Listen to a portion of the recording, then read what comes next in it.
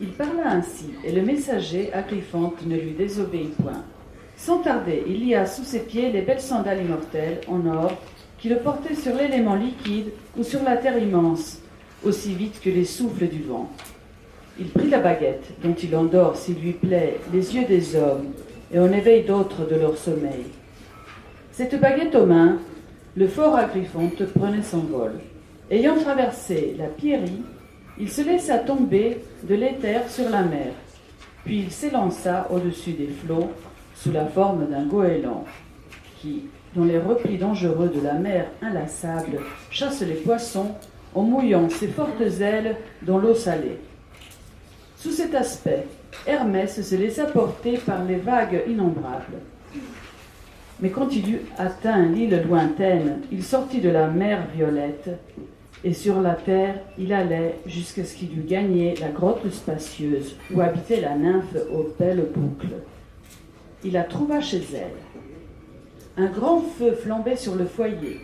Au loin se répandait l'odeur du cèdre et du thuya facile à fendre, qui, en brûlant, embaumait l'île entière. À l'intérieur, la nymphe chantait de sa belle voix et tissait, faisant courir sur le métier sa navette d'or. Un bois luxuriant avait poussé tout autour de la grotte. Aulnes, peupliers noirs, odorants cyprès, et sous les branches nichaient des oiseaux de large envergure, chouettes, faucons, tapageuses corneilles marines qui besognent sur la mer. Aux parois de la grotte, une vigne déployait ses rameaux vivaces, d'où les grappes bondaient en abondance. 4 fontaines versaient une eau claire. Elles étaient voisines et dirigées en sens divers. Tout autour, de molles prairies de violettes et de persil étaient en fleurs.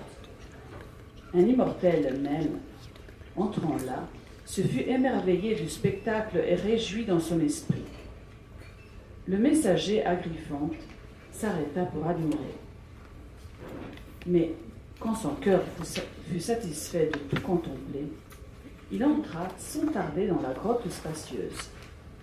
Quand elle le vit face à face, Calypso, l'auguste déesse, ne manqua point de le reconnaître, car les immortels se connaissent entre eux, si éloignés que soit leur demeure. Mais Hermès ne trouva pas à l'intérieur de la grotte Ulysse au grand cœur.